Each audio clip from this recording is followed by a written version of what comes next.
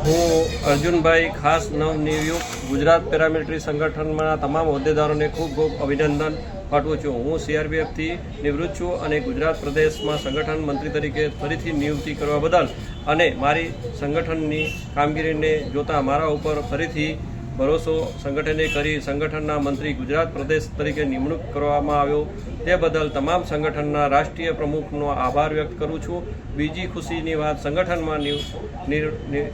સંગઠનનું નિર્માણ થયું ત્યારથી પ્રદેશ સમિતિ અને જિલ્લા સમિતિ તેમજ તાલુકા સમિતિમાં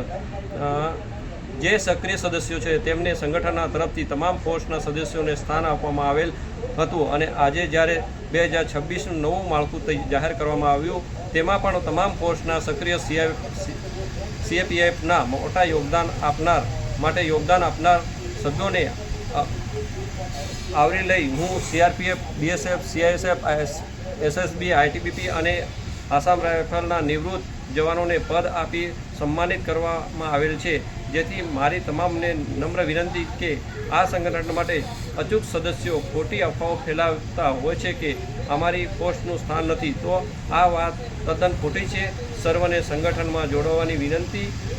વિનંતી। આ હકની લડાઈ એકલા સંગઠનમાં જોડાવા વિનંતી અને આ લડાઈ એકતા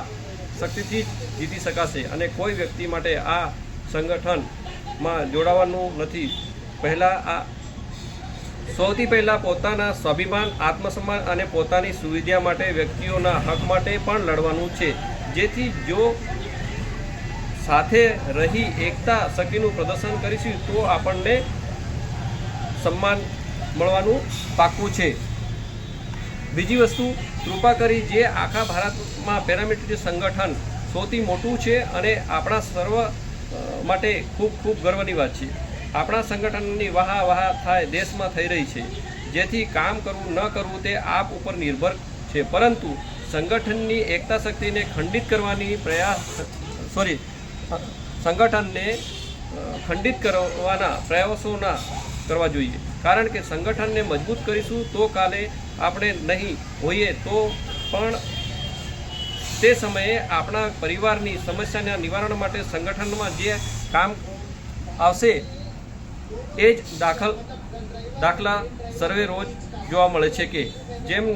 જવાનનું અવસાન પછી બેંક ડિપાર્ટમેન્ટની સમસ્યાના નિવારણ માટે સંગઠન કામ કરે છે અને સમસ્યાનું નિવારણ માટે સંગઠન કામ કરે છે અને તેની સમસ્યાનું નિરાકરણ લાવી આપવાનું કાર્ય પણ સંગઠનને સાબિત કરેલ છે। બીજી વસ્તુ એ છે કે આપણા સંગઠનમાં ઘણા એવા લોકો છે જેમની જમીન